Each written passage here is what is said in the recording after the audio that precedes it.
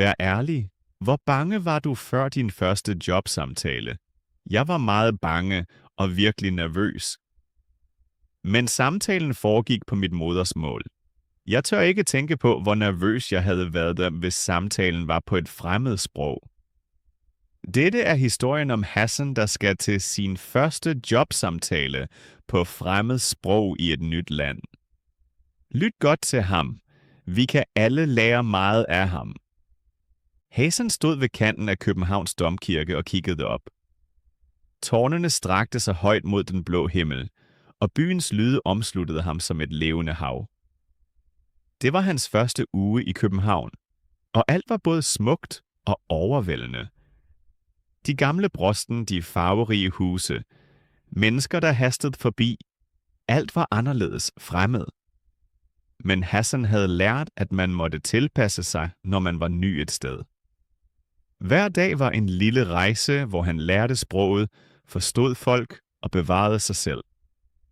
For en uge siden flygtede han fra en lille landsby i Syrien i håb om et bedre liv.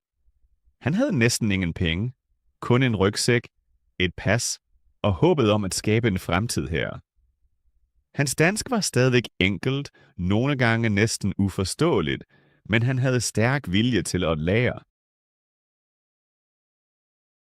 Han havde hørt fra venner, at alt fungerede anderledes i Danmark. Man skulle komme til tiden, være ordentlig, høflig og især fleksibel. Hassan havde prøvet alt i den korte tid. Men det, som overraskede ham mest i dag, var beskeden fra i går. Han sad i parken, solen varmede hans ansigt, og pludselig ringede hans mobil. Et opkald fra en stor virksomhed i København. Et jobtilbud om en jobsamtale. Det hele var sket så hurtigt, meget hurtigere end han havde ventet. Han havde kun drømt om det i håb om arbejde for at leve, og ikke kun overleve. Og nu, kun en uge efter sin ankomst, skulle han til samtale. Hassan havde næsten ikke troet på invitationen. Han var blevet nervøs. De sidste dage havde han øvet sine bedste sætninger og terpet ord, han knap forstod. Han vidste, at hans dansk endnu ikke var perfekt. Han havde lært, at samtaler krævede ikke kun viden, men også selvtillid, holdning og tydelig tale. Men han vidste også, at han ingen valg havde. Det var en chance, han måtte tage, uanset hvor svært det var. På samtaledagen stod han tidligt op. Han klædte sig pænt på. Skjorten var ikke ny, men ren, skoene skinnede. Han læste firmaets nummer mange gange, gemte adressen i hovedet og gik ud i Københavns gader. Da han stod foran bygningerne, slog hans hjerte som en vild fugl. Han var næsten ikke forberedt, men alligevel klar. Der var ingen vej tilbage. Receptionen var moderne, alt skinnede og virkede professionelt. Hassan blev ført til et lille rum, hvor en mand og en kvinde sad, begge i smarte jakkesæt. Deres blik var strengt, men høfligt. Hassan satte sig på stolen og mærkede det kolde læder mod ryggen. Manden begyndte at tale, men Hassan forstod kun halvdelen. Ordene var hurtige, sætningerne svære. Han prøvede at lytte, men tankerne løb afsted. Ord fløj gennem hovedet, søgte mening, mens han nikkede venligt for ikke at virke uforstående. Spørgsmålene kom, men Hassan vidste knap her, hvordan han skulle svare. Hans dansk var endnu ikke flydende nok til at sige alting korrekt. Han ledte efter de rigtige ord og var ofte for langsom til at forklare sig. Kendte han ikke et ord, og forsøgte han at omskrive det. Det gjorde det, som at han nogle gange sagde forkert eller mistede tråden. Hans stemme rystede lidt, og sveden løb på hænderne. Men han gav ikke op. Han ville vise, at han kunne lære og arbejde, selvom sproget ikke var perfekt endnu. Efter samtalen forlod Hassan rummet med en mærkelig følelse. Han var ikke sikker på, om han havde klaret det godt. Samtalepartnerne virkede ikke overbeviste. Han ledte efter ord, sagde tit forkert, og følte, at hans dansk var for svagt. Men i sit hjerte vidste han, at han havde givet alt og gjort sit bedste. En uge så gik, og Hassan ventede på svar. Dagene var lange, fulde af usikkerhed og tvivl. Så en morgen ringede mobilen igen. Nummeret var det samme, firmaets logo dukkede op, og Hassan tog tøvende telefonen, mens hans hænder rystede let. Stemmen i den anden ende var venlig og professionel.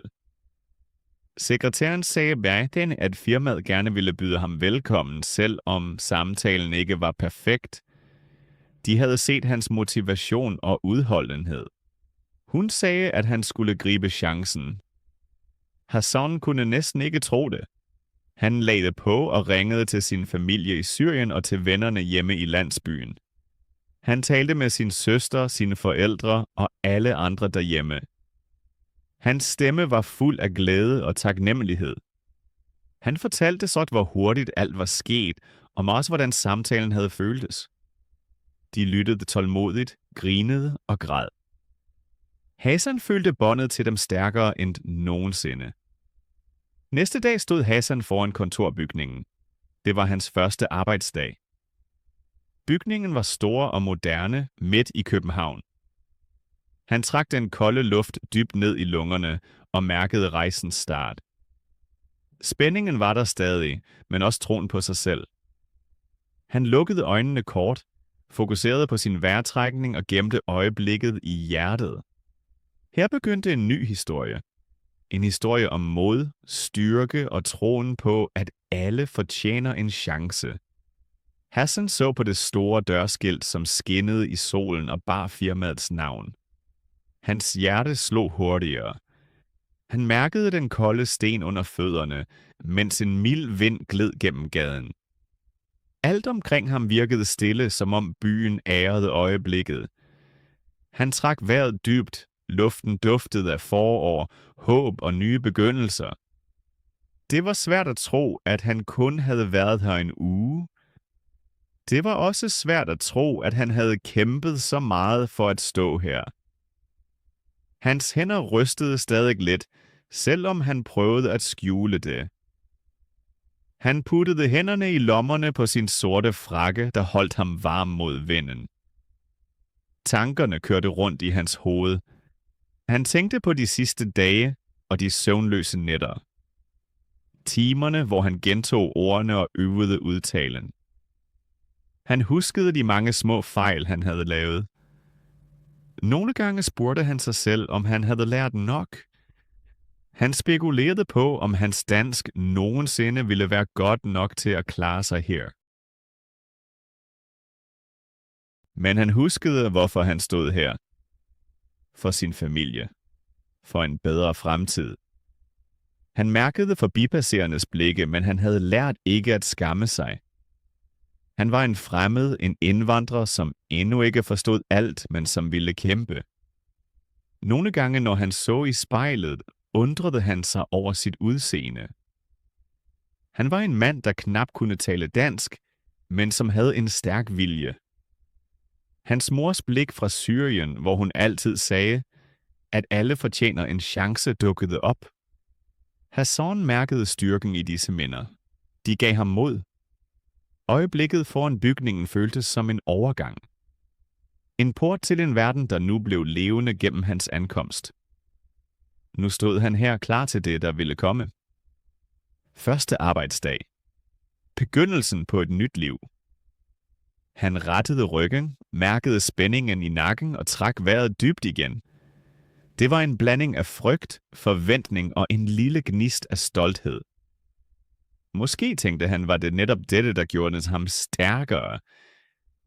Ikke kun sproget, men evnen til at rejse sig igen efter hvert fald. Han kiggede på sin telefon, som stadig lå i lommen. Den viste tiden, og han vidste, at han kunne vente lidt endnu.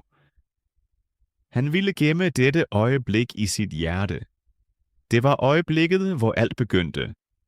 Første gang stod han foran en stor kontorbygning. Ikke som forbipasserende, men som del af noget større. Det var en ny Hassan, som for en uge siden boede i en lille syrisk landsby. Nu var han her i København, klar til at skrive sin historie. Før han gik ind, åbnede han rygsækken og tog et lille foto frem. Det var et billede af hans familie, af mor, far og søskende. Han holdt det i hånden og så på ansigterne, der gav ham styrke. Han lukkede øjnene, trak vejret dybt igen og talte lavt til sig selv. På sit eget sprog, som stadig var svært, men som kom fra hjertet. I det øjeblik følte Hassan en uventet ro.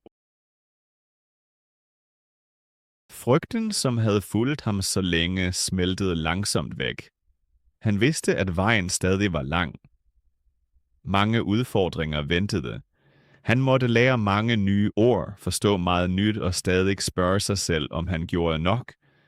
Men han havde allerede taget det første skridt. Han lagde fotoet tilbage i rygsækken, rettede skuldrene og gik ind gennem den store hoveddør. Døren lukkede stille bag ham, og han stod i en lys gang. Væggene var pyntet med billeder og firmalogoer i moderne stil, som viste professionalisme og jagten på succes. Hassan følte sig lille, men også stolt. Nu var han her i dette nye kapitel af sit liv. Han gik langsomt ned ad gangen, hans øjne gled fra det ene til det andet. Overalt var mennesker, der travlt gik deres vej. Han sugede stemningen til sig og prøvede at tilpasse sig så godt han kunne. Hans hoved var fyldt med spørgsmål om, hvad der ville vente ham i morgen. Hvordan ville han føle sig, når han for første gang sad ved et skrivebord? Ville han forstå opgaverne? Ville kollegerne kunne lide ham? Mens han gik videre, mærkede han en stille støtte i sit hjerte. Det var som om en indre stemme hviskede, at alt nok skulle gå. Det handlede ikke om perfektion, men om viljen til at lære. Det handlede også om modet til at lave fejl og styrken til at rejse sig igen. Hassan smilede stille for sig selv. Det var et smil, der viste både glæde og usikkerhed. Et smil, som sagde, at han var klar til at begynde. Endelig nåede han området, hvor hans kontor skulle ligge. Han åbnede døren, der knirkede svagt, trådte ind og så sig omkring. Her var stadig roligt. Kun få kolleger hilste på hinanden eller pakkede deres ting ud. Hassan ledte efter sin plads og fandt den ved et lille skrivebord ved vinduet. Han satte sig, kiggede igen ud på byen og på skyerne, der langsomt drev forbi. En følelse strømmede gennem ham, en blanding af frygt og håb. Han mærkede spændingen i maven, men også visheden om, at han var kommet for at ændre noget. Han var ikke længere kun syre i tankerne, men en del af denne by. En del af det store, levende fællesskab. Han lagde hænderne på bordpladen, bankede let og trak vejret dybt. Den første arbejdsdag ventede, og Hassan var klar. Det var tid til at skrive videre på sin rejse. Hassan sad ved det lille skrivebord og kiggede ud af vinduet. Solen skinnede klart over Københavns gamle kvarterer, over farvede tøj og Vor Frue Kirkes tårn i det fjerne. Han følte sig pludseligt overvældet. Ikke kun af udsigten, men også af alle tankerne, der hvirvlede i hans hoved. Det var hans første dag på et rigtigt kontor. Jobbet forstod han næsten ikke, men det gav ham en chance. En chance, han for en uge siden næppe turde drømme om. Hans hænder lå på bordet, fingrene strøg nervøst hen over overfladen. Han vidste, at de andre kolleger nok allerede havde bemærket ham. Han var den nye, den fremmede, en mand, der knap talte dansk og alligevel sad her. Hans hjerte slog hurtigt. Han mærkede spænding, sceneskræk og frygt for at lave fejl. Samtidig følte han også en stille stolthed. Han var nået hertil. Han var her, i dette rum, klar til udfordringen. De sidste dage havde Hassan lært meget. Han havde gentaget ord højt, sat sætninger sammen og prøvet samtaler med de få danskere, han kendte. Nogle gange snublede han, sagde forkert, søgte ukendte ord eller ramte ikke udtalen. Men han gav ikke op. Hver lille succes, hver ny erfaring var et skridt frem. Hver pause, hvert blik rundt i lokalet blev en lektion for ham. Han iagttog kollegerne, lyttede nøje til hvordan de talte, hilste og stillede spørgsmål. Han prøvede at suge det hele til sig. Alt var så anderledes end i hans hjemby, hvor folk talte enkelt, og tiden virkede nogle gange stille. Her i København var alt i bevægelse, hektisk, larmende og fuld af energi. Men Hassan fandt også varmen i det, følelsen af virkelig at være her, som en del af fællesskabet. Hans første kollega Peter kom rundt om hjørnet. Han var høj, havde gråt hår og bar briller. Han smilede venligt, da han så Hassan. Hassan prøvede at holde øjenkontakt, selvom hans danske sætninger endnu ikke var perfekte. Peter talte med rolig stemme. Godmorgen, Hassan. Hvordan har du det i dag? Spurgte han på dansk. Hassan nikkede og svarede så godt han kunne. Godmorgen. Tak, fint. Jeg er lidt nervøs. Hans dansk var stadig hakkende, men han forsøgte at være åben. Peter lå stille. Det er normalt. I begyndelsen er alle nervøse. Han lagde en hånd på Hassans skulder. Hvis du har spørgsmål, så spørg mig bare.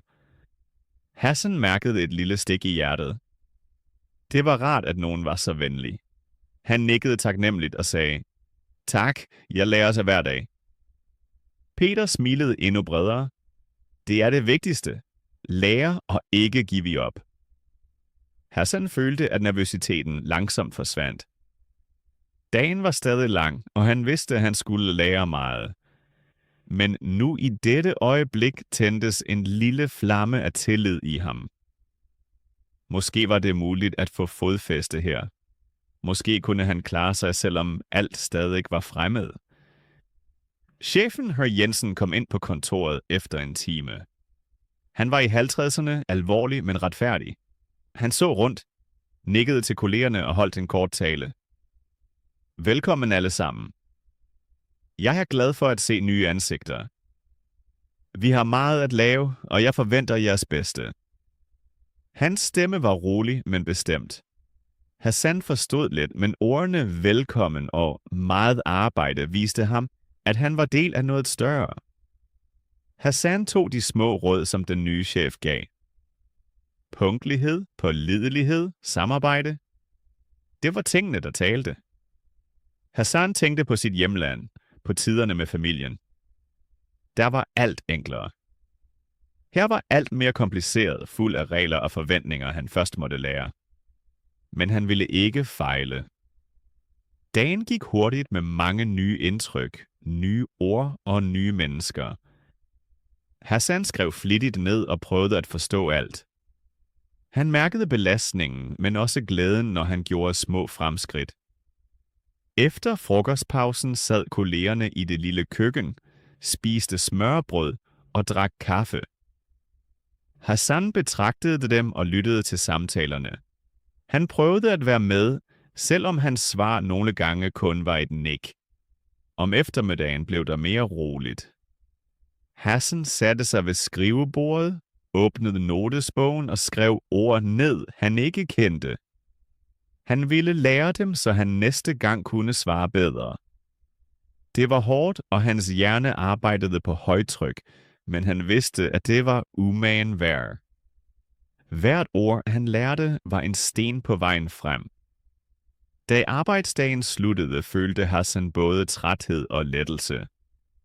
Han var stolt af sig selv, selvom meget stadig var uklart.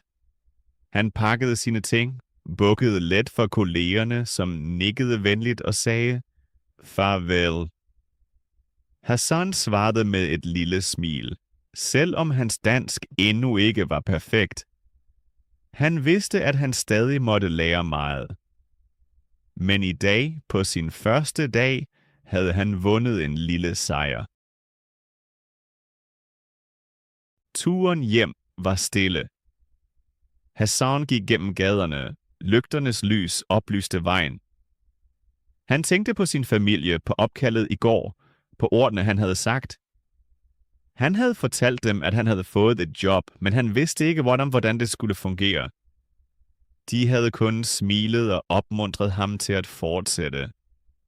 Hassan mærkede tårerne presse på, men han holdt dem tilbage. Det var et øjeblik af styrke, hvor han beviste for sig selv, at han kunne klare det. Han sad på sengen i det lille værelse. Han tog den lille amulet frem, som han altid bar, og holdt den i hånden. Det var en gave fra hans mor, et lille sølvarmbånd. Han betragtede det længe og følte varmen fra hendes kærlighed. Så lukkede han øjnene og hviskede stille. Jeg klarer det. Hans stemme var næsten uhørlig, men indeni følte han ny selvtillid. Den første arbejdsdag var slut, og det var kun begyndelsen. Men for Hassan var det allerede meget. Han var nået frem, og fremtiden lå åben foran ham.